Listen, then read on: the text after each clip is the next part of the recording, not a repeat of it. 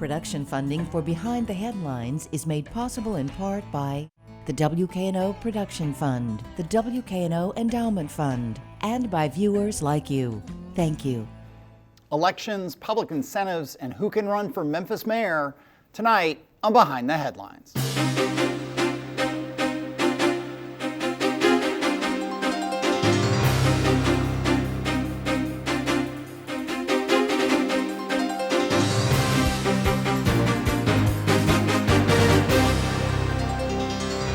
I'm Eric Barnes with the Daily Memphian. Thanks for joining us. I'm joined tonight by a roundtable of journalists, including Toby from the Memphis Flyer. Thanks for being here again. Thank you, sir. Abigail Warren from the Daily Memphian. Thank you for being here again. Thanks for having me. Along with Bill Dries, reporter with the Daily Memphian. We'll start kind of an election recap. In some ways, it was an uneventful election. In some ways, and I particularly look at Abigail, who covers the suburbs for us, particularly Germantown and Collierville, it was very eventful in many different ways. Where do we want to start, Bill? Let's start with a kind of recap. I mean, newsflash, Steve Cohen won and David Kustoff won and Bill Lee won. I mean, a lot of the bigger profile races, there's not much to them, but there's some new mayors, there's a new city council person, there's a new judge, et cetera.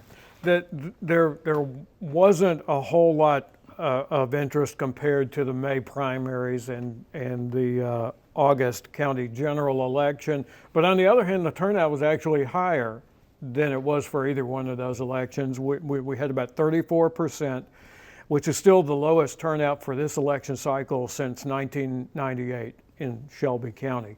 But locally on there, Jana Swearingen Washington, the sister of outgoing former council member Jamita Swearingen, was elected without a runoff to fill the District 4 council seat that her sister had held. So she serves the 1 year remaining in her sister's term of office, leading into the city elections next year, which we'll talk about a little bit later. Yeah. And we had we had several other local races. The interesting thing here, though, was to look at Democratic efforts on a night that was nationally was pretty favorable for Democrats, especially with all the predictions of basically a red wave in the congressional elections. Bill Lee won election as governor very easily. Jason Martin, the Democratic nominee, carried Shelby County, but it really didn't mean that much because it was a pretty lackluster Democratic turnout for the nominee. The bigger action, again, was in the suburbs. You don't cover Bartlett and Arlington for us too much. You can sometimes touch on this, but there's a new mayor of Bartlett for the first time in 20-something years. Keith McDonald stepped aside and David Parsons won there. There's a new mayor in, Lakeland. Jason Roman? Josh Roman, is exactly what I said. But in Germantown, there were some heated races, and there were some heated races in the school board there that are, you might say, well, school boards, but school boards right now around the country are the site of a whole lot of kind of cultural conversations about what the appropriate role of a public school is, and that definitely played itself out in Germantown and Collierville, I think both, right? Specifically in Germantown and in Collierville too, there was discussion about what the role of a school board member is, but the races that were really the most heated were not mayor. Like 4 years ago in Germantown, the mayor race was very heated. Instead, Mayor Mike Palazzolo in Germantown ran unopposed, and the heat of the race was more on school board. Incumbents won in Germantown and Collierville, but there is one new school board member in Germantown with Dr. Daniel Chatham, a local pediatrician, and then also Carrie Blair in Collierville, who's a mother and works in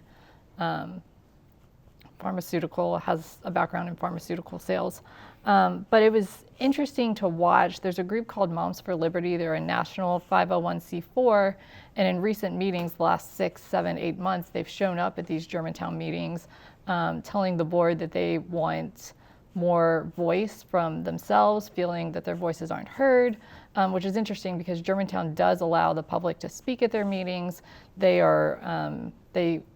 welcome parent engagement when they're looking at, how to expand Houston High, the Houston Middle expansion. Now, obviously the last 2 years, it's been a little bit different. Some of those forums have been virtual with COVID, but it's been interesting to watch kind of the Moms for Liberty. And Moms for Liberty, the local chapter, supported both Chatham and Blair and Carrie Schween, who ran but lost against Chairwoman Angela Griffith in Germantown. But some of the issues that they have pursued are around appropriate books, Appropriate around books CRT. around CRT, and CRT is outlawed by state law. Critical race theory. And so, yes, and so one of the complaints they brought was about wit and wisdom, which is the English language arts curriculum. It's widely respected by, like Massachusetts and Louisiana, which have different political views, but it's respected as this ELA curriculum that really does improve literacy. But there were some questions about whether or not there was critical race theory material in there, and it's actually in Williamson County, there's a lawsuit right now. Parents sued the school district saying that wit and wisdom pushed critical race theory. And so we're filming this Wednesday and it airs Friday, but earlier this week, there's not a ruling yet, but the judge the judge essentially said this is not critical race theory. So it looks like wit and wisdom will hold in Williamson County. Are there expected changes to curriculum? I mean, from the new, any sense of where things go from here? I mean, they have a contract, and by state law, they can't break that contract. So, I mean, I'm sure it'll be something that's discussed when they review curriculum in the future, but right now they're under contract. Yeah. Just the only other thing in the elections too, we had those 4 constitutional amendments on there. The big 3, I suppose, was we enshrined right to work in the Constitution. We outlawed slavery in the Constitution, which is kind of mind-blowing that we're doing that in 2022. And then also what the clergy can serve now in the General Assembly. I can't remember the 4th one, but those are kind of the big 3 ones there. Largely symbolic that we got through there, but also just things that we can pick and choose here on the ballot. Yeah. The other one was succession planning. Yeah, succession planning. The House Speaker's role in that. Yeah. Thank you. It does seem, though, Bill, that the real action in terms of, it's not countywide, but it does impact the whole county, which is the Memphis City Mayor's race. Also, the council will be up next year. But we've had a whole lot of folks declaring over the last couple of months. Where are we in terms of declared candidates? And then we get into this really complicated issue, bizarrely complicated issue about residency. Well, we still have some more candidates who could get into the race. Here's your basic set of contenders. Shelby County Sheriff Floyd Bonner, who was on the ballot earlier this year running for re-election for sheriff, is in the race for mayor. Former County Commissioner Van Turner is in the race. Downtown Memphis Commission President Paul Young is in the race. The retired criminal court judge who also had a TV judge program, Joe Brown, is also on the ballot. Michelle McKissick, who of the Memphis Shelby County Schools Board, is, I believe, still weighing her entry into the race. There are some other folks waiting in the wing. Karen Camper.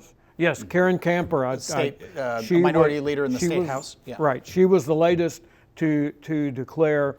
Basically, this all started around September with folks getting into it. And the key for it was that at that point, it was clear that there was not going to be a chance that Jim Strickland could seek a third term. He remains term limited at 2 terms, and he's in his 2nd term currently. So that caused a lot of people to say, okay, it's a wide open race. We need to get out there because we are less than a year, actually, from the October election day next year. And then this all then brings up questions that Van Turner does not live in the city of Memphis. He certainly hasn't lived for years now. He's bought a house, or through a trust, he's bought a house in the city limits. Floyd Bonner has not lives in Bartlett. And I think Paul Young, Karen Camper, I think they do clearly live in there's no question there. But it apparently hasn't been a question in previous cycles because people lived in the city of Memphis. But I'm going to punish everyone by having you try to explain how it can possibly be unclear whether or not someone has to live in Memphis for at all, 30 days, or 5 years prior to Election Day.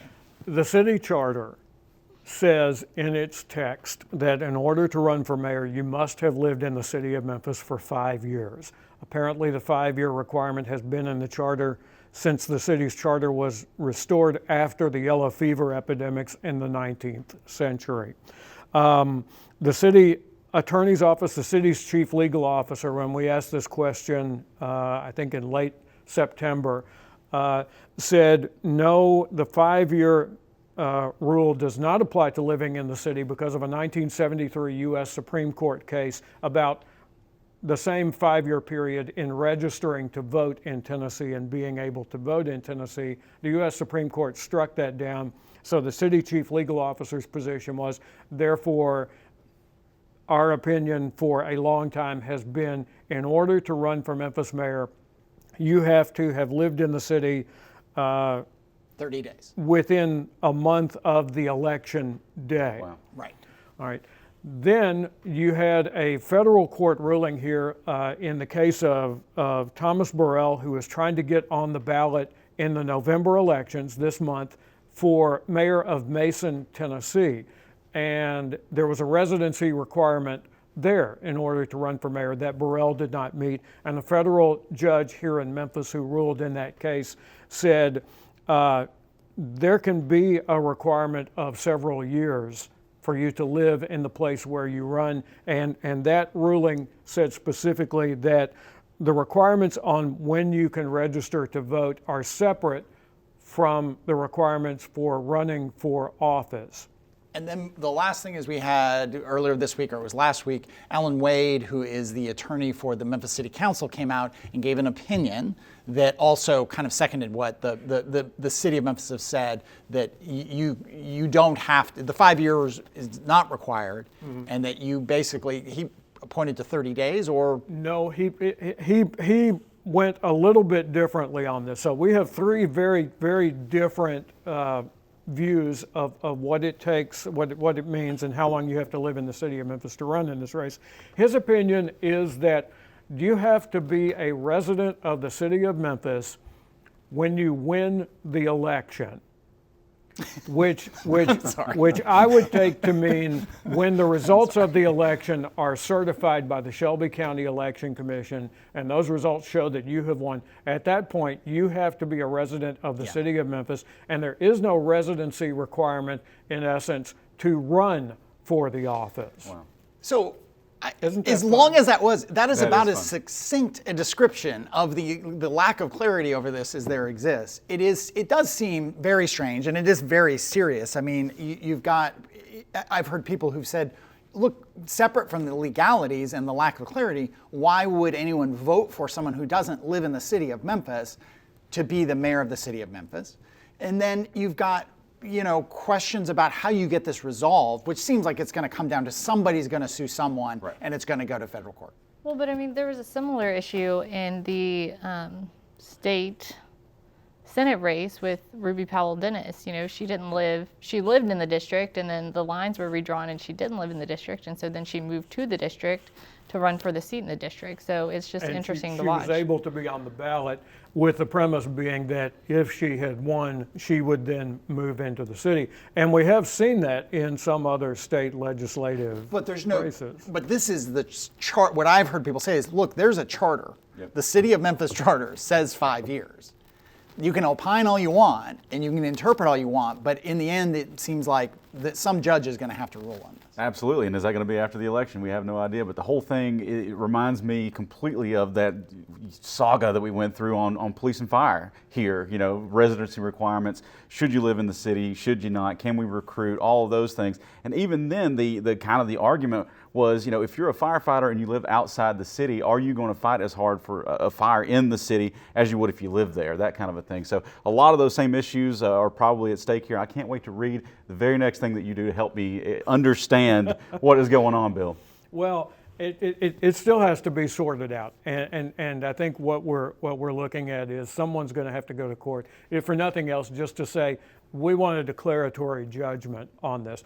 But even after that's resolved, where the candidates live is going to be an issue in this race, regardless of how the courts rule, regardless of whether people move back into the city or not. Yeah, I think I think you can already see that in some quarters, just raising questions about somebody's commitment to Memphis when they haven't lived in Memphis, and why would they want to run, for office. And it is, I laugh, but it is very strange. There's a lot of money. There's a lot riding on this. It'll be the first mayor in 8 years. There's a lot. I'd say there's a lot of money in the sense that people are raising money. They're getting supporters. They're kind of lining things up, and it just seems insane that there isn't clarity sooner. Will the state have, I mean, what does come next is before we move on? It does seem like at some point this is going to end up in a court, but the state election commission has something to say over this ostensibly. Yeah, in Alan Wade's opinion and his letter was to Linda Phillips, who is the Shelby County Elections Administrator, and he, in essence, told her, didn't ask her, but told her that, if someone files a petition to run for mayor, you don't have any grounds to turn them down because of a question about residency. There may be some other questions that come up, but for residency, you have to accept their qualifying petition if they've got the 25 signatures on there, and you have to put them on the ballot. Copied also on this legal opinion was Mark Goins, who is the state elections coordinator. The state elections coordinator tells local election commissions what the law is and how they must follow the law. Election commissions are not bodies that make those decisions. Yeah. So I think the next player in this, if you will, is going to be the state, and specifically the state elections coordinator. All right, stay tuned to that. We'll move on. Toby, you've been doing a number of stories on environmental issues. We'll talk about that, and that's also against the backdrop of MLGW has a new CEO. The TVA decision is out there, which has big impact on the whole city, the whole county, the suburbs who want more of a say. But let's start with some of the environmental things you guys have been writing about. We have been running a lot of stories from Tennessee Lookout, which is a nonprofit news agency in Tennessee, and they have been doing a really great job of coming to Memphis and writing these really important stories about environmental justice, and two big ones that we have. Last week we ran a story called Toxic Air. Down in South Memphis there is a company called Sterilization Services. They do sterilization services, and they pollute the air all over South Memphis, and you can see this cloud that the EPA put together where your cancer risk, if you live in this area, is far greater than if you lived outside that area. Residents there have known about it for years and years. They finally went to the EPA for some help. EPA came into town earlier this month, late last month, and said there's really nothing we can do. They have permits for everything.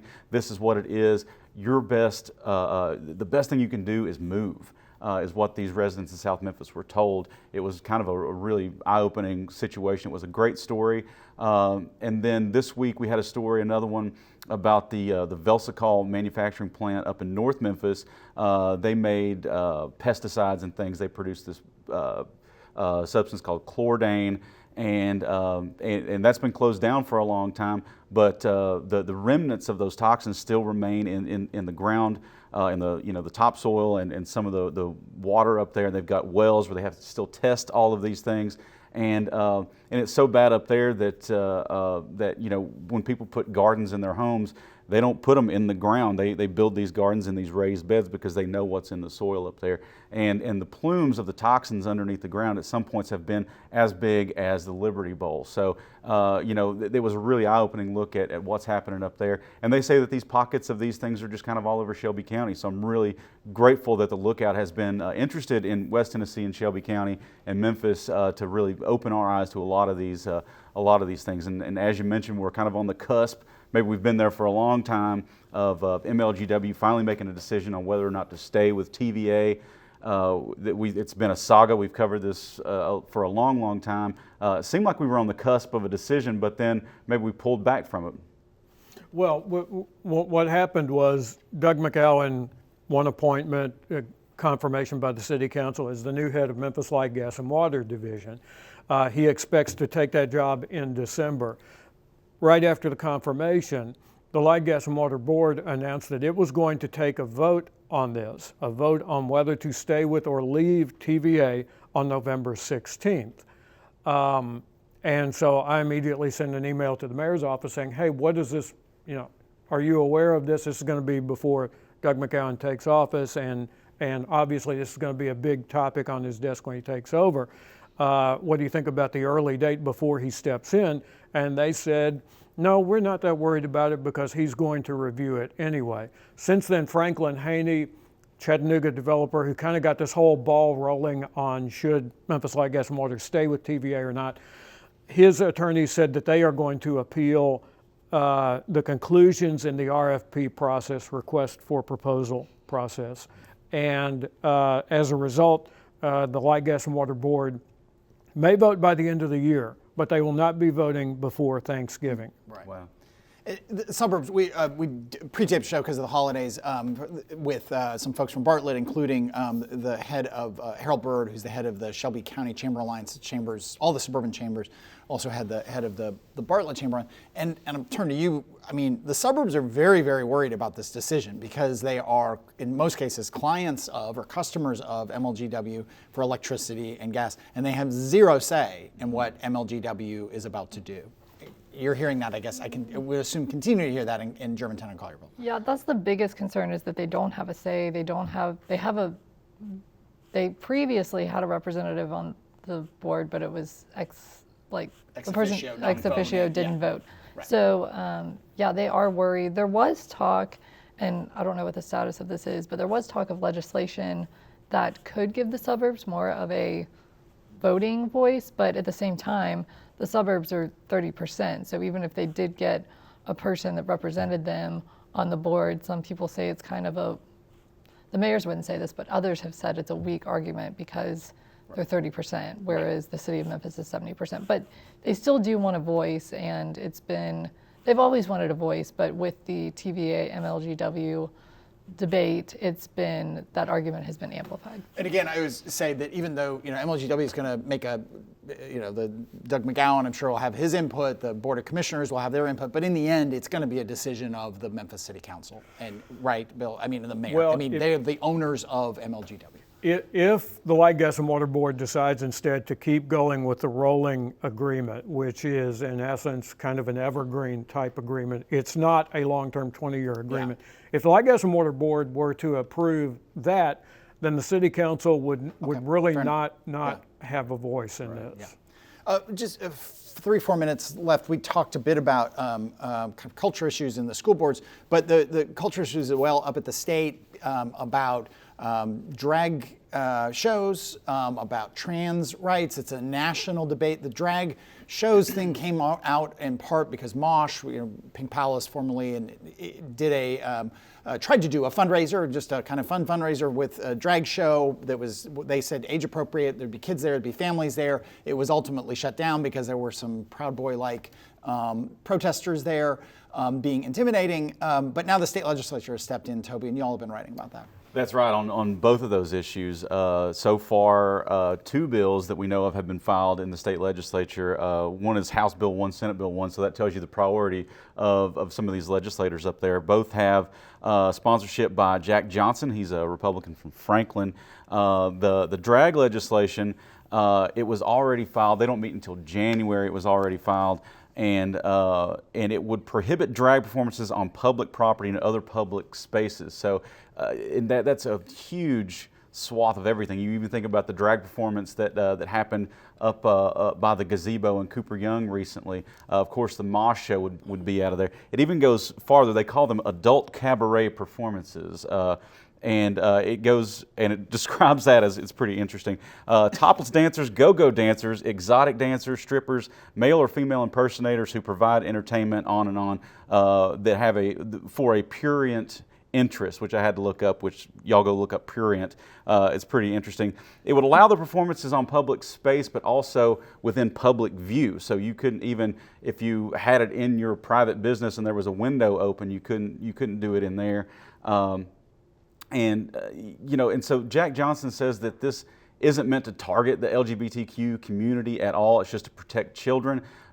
It's pretty clearly a target for those folks up there.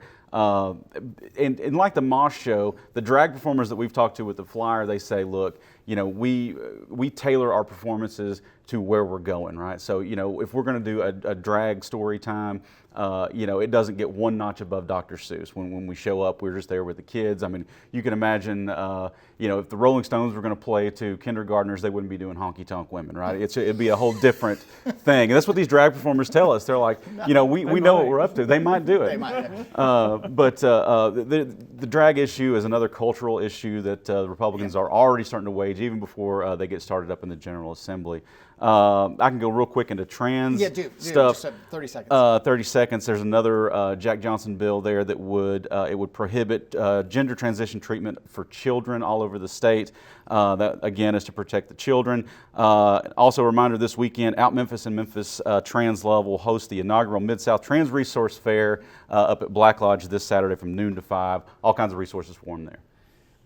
There's a lot there we could do, and probably should do a whole show on those issues. But I said at the top of the show we're going to do something on public incentives. We've got 45 seconds because it took so long to describe necessarily long to describe the complexities of residency and the mayor's race, which are important. But Bill and others at Daily Memphian and elsewhere have been writing about all these incentives around the One Beale potential hotel, the Sheraton Convention Hotel, almost $700 million in funding potentially for sports, enhancements to FedEx Forum, AutoZone Park, Liberty Bowl, and a new soccer stadium at the fairgrounds, Coliseum being torn down. I was going to get into all those dynamics, but we don't have enough time. So unless you had 10-second comment. Something tells me we'll be coming back to all of those. I have a feeling we'll be coming back to this.